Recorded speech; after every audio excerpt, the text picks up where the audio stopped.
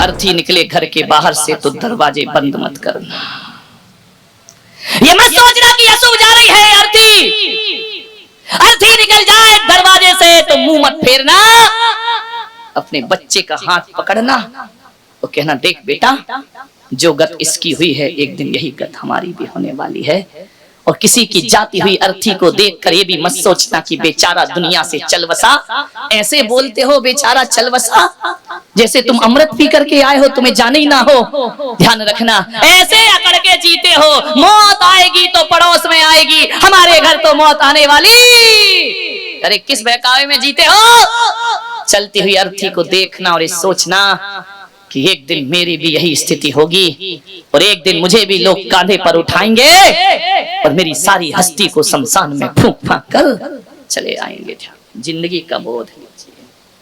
मान्यवर, लोग कहते हैं कि सिकंदर, रावण, कंस ये धरती पर जब चलते थे तो धरती कांपती थी। रावण चलता था तो धरती थर थर कांप जाया करती थी। अरे नादानो, ये मेरे देश की धरती है, इन आताताइयों से कांपती नहीं है, ध्यान रखना है। अरे इन असुरों से ये धरती कभी नहीं कांपी है। अरे ये धरती कांपती नहीं थी बल्कि मूर्खों पर हंसती थी कि कर ले बेटा जितनी उछल कूद करना है, जब तक ये सांसों का पुतला चल रहा है ना, जब तक ये धौंकनी चल रही है, उछल ले और कूद ले। ए मेरे अंश, ए माटी के पुतले, एक दिन तुझे इसी माटी में समा। ये धरती हंसती थी, 1 लाख पूत 1.25 लाख नाती, तहरा वण घर दिया ना, कौन आएगा इस धरती? मान्यवर, सोचना है आपको। धरती मुस्कुराती है, मजाक करती है कि हमसे अकड़ के चल रहा है और एक दिन मेरी कोख में तुझे समाहित हो जाना है। मौत ने जमाने को क्या समा दिखा डाला, कैसे कैसे रुस्तमों को खाक में मिला डाला। ध्यान रखिए। एक सेठ था, दुकान में बैठा था। अचानक क्या हुआ, यमराज आ गए। अभी मैं आ रहा था, गेट पे यमराज का चित्र बना हुआ था। मुझे नहीं मालूम है कि कोई दुनिया में ऐसा यमराज है जो आदमी को लेने आता हो, छोड़ने जाता हो, यमदूत आते हो। मुझे नहीं पता सच्चाई क्या है। ऐसा मैंने सुना है कि कोई यमराज आते हैं और आदमी को उठाकर आए या ना आए।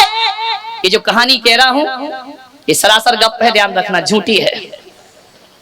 सच है तो सच है और झूठ है तो झूठ है। कहानी मनगढ़ंत है, बनाई हुई कहानी है। इसे किसी पुराणों में मत तराशना कि जाके गीता पलटो, कुरान पलटो, बाइबल पलटो। महाराज ने जो कहानी बताई वो तो इसमें है ही नहीं, और जो इसमें है नहीं वो सच हो नहीं सकती है। आदमी की मानसिकता बन गई है। कुछ बातें पुराणों की होती हैं और कुछ बातें प्राणों की हुआ करती हैं। ध्यान रखिए, ये प्राणों की बातें लोगों के प्राणों तक पहुंचती हैं और पुराणों की बातें लोगों के कानों तक पहुंचा करती है। सेठ बैठा था, यमराज आ गए। सेठ तराजू में तौल रहा था, बनिया रहा होगा। सेठ तो सब बनिया ही होते हैं। जैसे ही यमराज गए, सेठ के तो पसीने छूट गए। उसने कहा, आप? बोले, हाँ मैं यमराज। मैंने कहा ना, कहानी गलत है, झूठी है, गप है। कहानी का कथ्य गलत है लेकिन कहानी का तथ्य गलत नहीं हो सकता है। ध्यान रखिए, तथ्य की ओर पहुंचने का आप प्रयास करिए। यमराज ने कहा कि सेठ, मैं यमराज। अरे वही तो देख रहा हूं मैं तुमको भैंसे पर बैठे हुए। तो बोले, मामला क्या है? यमराज, तुम्हारे लायक तो मेरी दुकान में कोई आइटम है नहीं। बोले, दुकान का आइटम नहीं, चलाने वाला आइटम तो बैठा है। बोले, मामला क्या? देखो यमराज, मुझे प्लीज अभी मत ले चलो। अरे बोले, घबरा मत सेठ, मैं तुझे लेने नहीं आया हूँ, मैं तुझे टेर देने आया हूँ, मैं तुझसे दोस्ती करने आया। अरे बनिया ने कहा, दोस्ती? बोले, हाँ। बोले, यार बनिया ने सोचा कि दोस्ती और यमराज से दोस्ती, ये तो लफड़ी वाला मामला है। यमराज ने कहा, देखो बनिया, सारी दुनिया मुझसे डरती है, किसी की शादी में चला जाऊं तो लोग मुझे अशुभ समझते हैं, कहीं चला जाऊं तो लोग मुझे गालियां देते हैं कि मौत आ गई, मेरा कोई मित्र नहीं है इस दुनिया में, सबसे अलग थलग पड़ गया हूं मैं, मेरे से कोई दोस्ती नहीं करता है। अब यमराज से दोस्ती कौन करेगा? बोले मैं चाहता हूं कि इस दुनिया में मेरा भी एक मित्र होना चाहिए। बनिया ने कहा हम ही मिले तुमको, किसी सिंधी की दुकान में चले जाते, मेरे ही पास आना था तुमको। बोले बोलो यमराज क्या चाहते हो? बोले मैं तुमसे दोस्ती करना चाहता हूँ। बोले पक्का बताओ, झूठ नहीं बोलना। यमराज ने कहा मैं यमराज हूँ, अपने जैसा बेईमान क्यों समझता है? तू बेईमान बनिया, मैं थोड़ी बेईमान, मैं तो दोस्ती करने आया हूँ।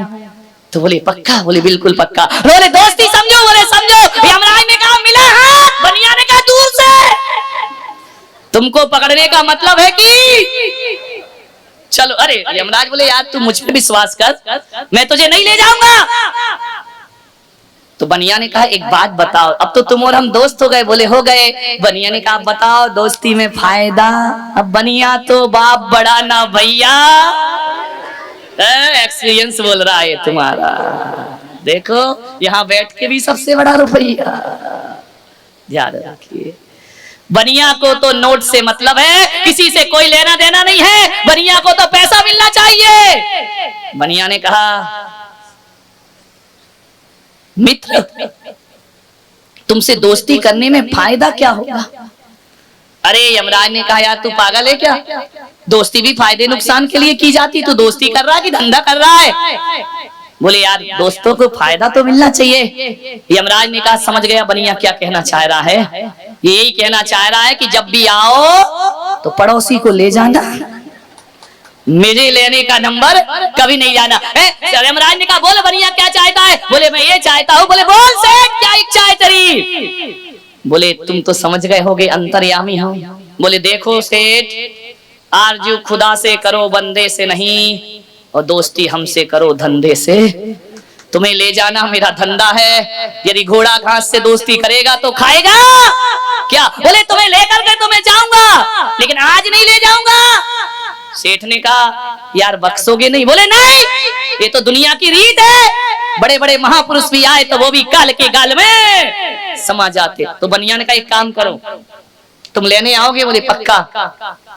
बोले यार तुम्हारी एक सबसे गंदी आदत है, तुम कहीं भी आ धमकते हो, किसी की बारात में जा रहे वहीं आ जाओगे, घर में खुशियां हो रही वहीं आ जाओगे, मंदिर जा रहे वहीं आ जाओगे, और कभी कभी तो तुम ऐसा करते हो कि दूसरों को जलाने जाओ और खुद के जलने का नंबर आ जाता। बोले यार थोड़ा सिस्टम सही करो। बोले क्या सिस्टम? बोले तुम मेरे दोस्त हो। बोले दोस्त हो। तो बोले यार आने के पहले कोई खबर अबर दे देना मुझे। तो बोले क्या मतलब? बोले यार 6 महीने पहले दे देना। बोले क्यों? बोले शास्त्रों में मैंने पढ़ा है कि अंत भला सो सब भला। मैंने जीवन में धर्म किया नहीं है, अच्छे कर्म किए नहीं है, सद्व्यवहार किए नहीं है, मैं अंत समय में सुधार लूंगा, तो मेरा ये जन्म भी ऐसे गया और अगला जन्म भी ऐशो आराम से। अरे यमराज ने कोई बात नहीं, डोंट वरी, ले चलूंगा तुमको, खबर दे दूंगा, लेकिन देख बनिया खबर आ जाए तो अलर्ट हो जाना, वरना मैं आ गया तो फिर कुछ सुनने वाला नहीं। बोले ठीक है। तो यमराज ने कहा फिर मैं चलूं? बोले जल्दी किसको, तुम्हारे चक्कर में 10 ग्राहक भाग गए, तुम खड़े हो, लोग देख देख के भाग रहे कि यमराज खड़ा, कौन जाए, अभी ग्रास बना लेंगे, इसलिए जल्दी जाओ। बोले चाय आए पियोगे क्या? अरे यमराज ने कहा यार मैं चाय कहाँ पीता हूँ, मैं तो जिंदगी पीता हूँ, चाय आए हमारे मृत्यु लोक में तो चलती नहीं है, यमलोक में चाय नहीं चलती है। तो सेठ ने कहा फिर निकल लो तो हमारे और ग्राहक आ जाएं, सब खड़े हुए हैं। तो यमराज ने कहा ठीक है। बोले एक बात याद रखना दोस्त कि खबर जरूर करना। बोले जरूर करूंगा, चिंता मत कर। अब तो सेठ मस्ती में हो गया, उसने कहा टेंशन काहे का, अब तो लाइसेंस बन गया, अब तो मुझे परमिट मिल गया, अब तो खबर आएगी, तब जीवन सुधार लूंगा।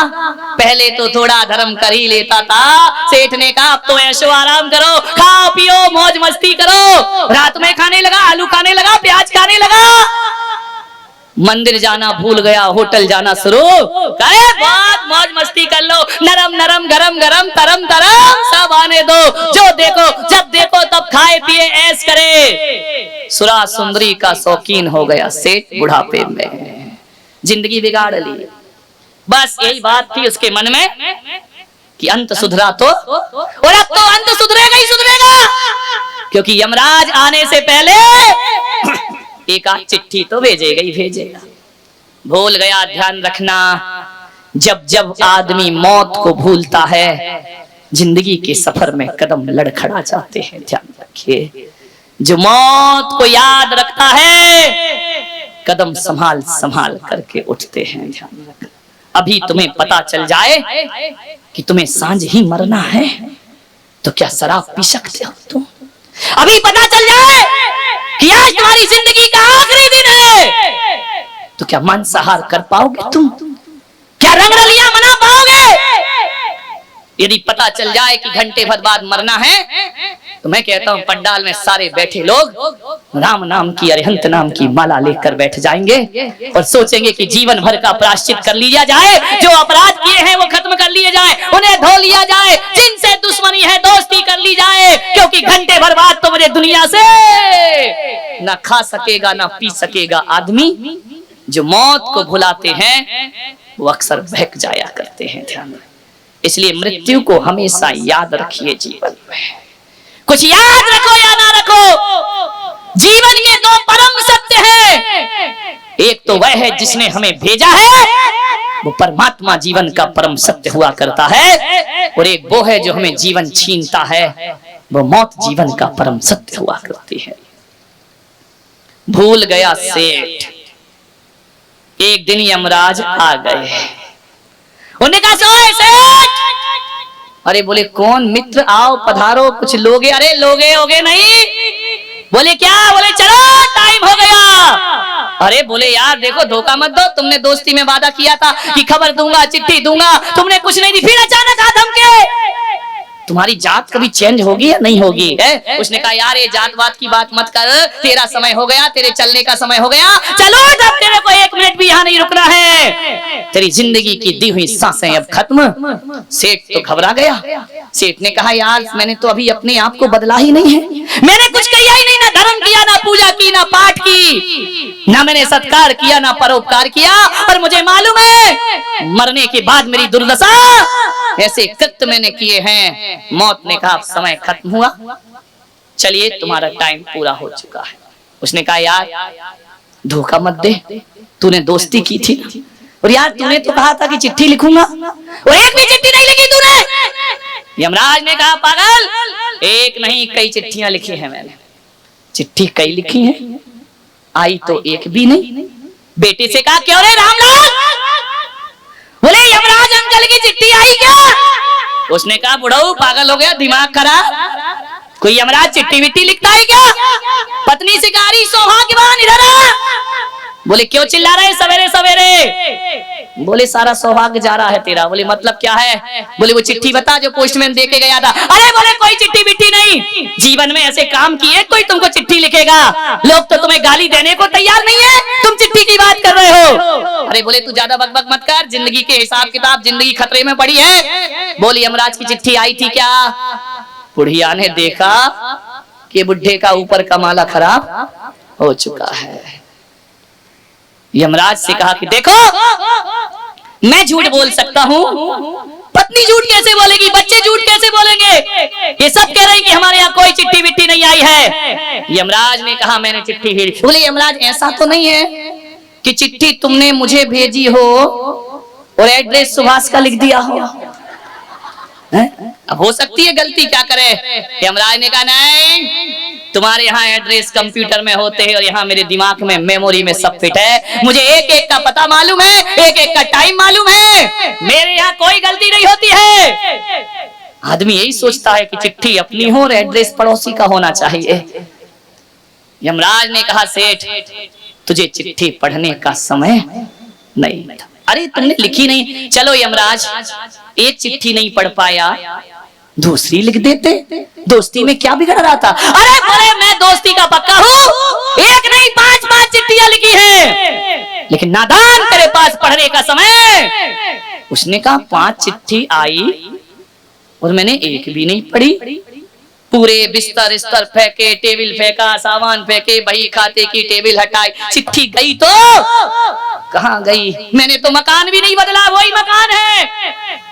यमराज ने कहा, पागल, यमलोक में कोई कागज की फैक्ट्री तो है नहीं जो मैं तुझे कागज में चिट्ठी लिखता। तो बोले मतलब क्या है? तार किया था, टेलीग्राम किया था, टेलीफोन किया था, मोबाइल लगाया था। बोले वहां नेटवर्क ही नहीं पकड़ता है। ध्यान रख, जितने तुम्हारे पुरखे गए लगा के देखना, नेटवर्क ही नहीं पकड़ेगा। ये सुविधा यहाँ उपलब्ध नहीं है। बोले लाख कोशिश कर ले। तो बोले फिर चिट्ठी कैसे लिखी तुमने मुझे? बोले चल देख, इस दुनिया में जो चिट्ठी लिखी जाती है ना, कागज सफेद होता है और स्याही काली होती है, और मेरे यहाँ जो चिट्ठी लिखी जाती है कागज काला होता है और स्याही सफेद होती है। बोले क्या मतलब? बोले देख, आईने में अपने आप को, जब मैंने तेरे बाल सफेद कर दिए वो मेरी पहली चिट्ठी थी, तुझे सावधान हो जाना था, वो यमराज की पहली चिट्ठी थी। देख एक बात ध्यान रखना, दुनिया में हर सफेद चीज धीरे धीरे काली होती है, लेकिन बाल दुनिया में ऐसे हैं एक जो काले से धीरे धीरे सफेद हुआ करते हैं। बाकी काला रंग कभी सफेद नहीं होता है, काला सफेद रंग काला होता है। लेकिन ध्यान रखना, ये बाल ऐसे हैं जो काले से धीरे धीरे, मालूम है ये काले से सफेद क्यों होते हैं? वो कहते भैया बहुत काली करतूत कर ली जिंदगी में, अब मौत आने वाली है, सफेद जिंदगी कर लो। हम भी सफेद हो गए और अपना जीवन भी सफेद है।